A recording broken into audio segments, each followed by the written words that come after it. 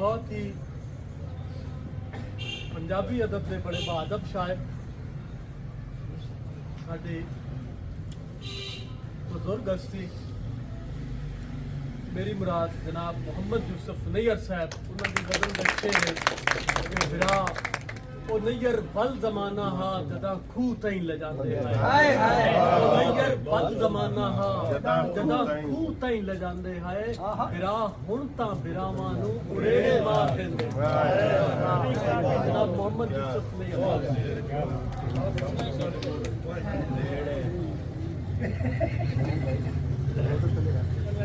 ज़ईफ़ी दे भावे किनारे ते बैठा ज़ईफ़ी दे भावे किनारे ते बैठा जवानी दे मुड़ भी हुलारे ते बैठा ज़ईफ़ी दे भावे किनारे ते बैठा जवानी दे मुड़ भी हुलारे ते बैठा अनैयर बिरावां दी खैर होवे शाला मैं संगतां दे उच्चे चबारे भाई बहुत अच्छे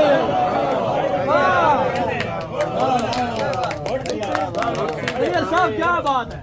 किनारे ते बैठा जवानी दे मुड़ भी हुलारे ते बैठा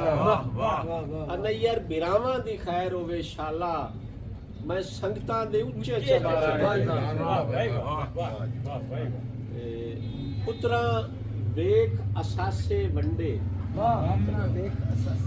पुत्रा वेख असासे वंडे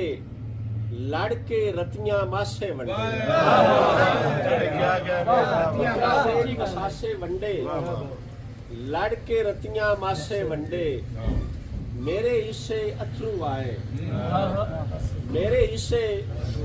अथरू आए बाकी शहर झांसे वंडे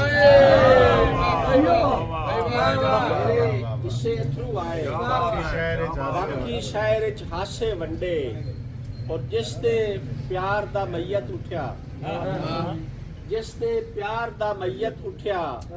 ओना उदण पतासे वंडे जिस दे प्यार दा मैयत उठ्या ओना उदण पतासे वंडे अबू बकर भाई बाला भुख तू रोटी मंगी भुख तू रोटी मंगी मां ता सिर्फ दिलासे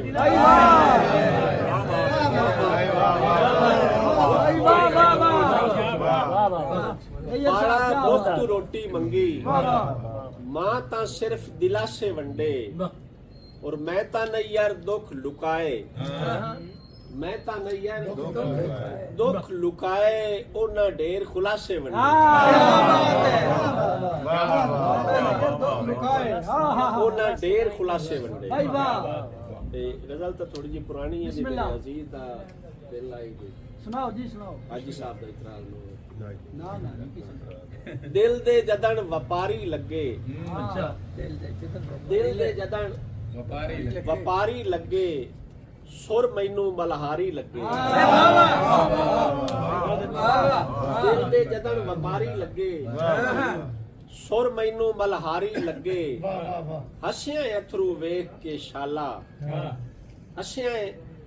अथरू वेख के शाला तैन भी इश्क बीमारी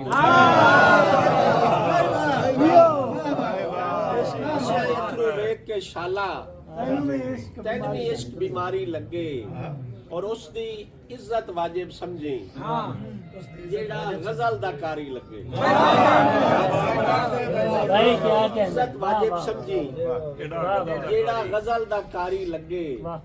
ते माही दे नसवारी कपड़े नसवारी कपड़े सारा जग नसवारी लगे नैयर साहब क्या बात है माही दे नसवारी कपड़े सारा जग नसवारी लगे और ओदे टुरन दी ढेला नैयर ओदे टुरन दी ढेला नैयर जिंदगी गैर म्यारी लगे भाई क्या कहने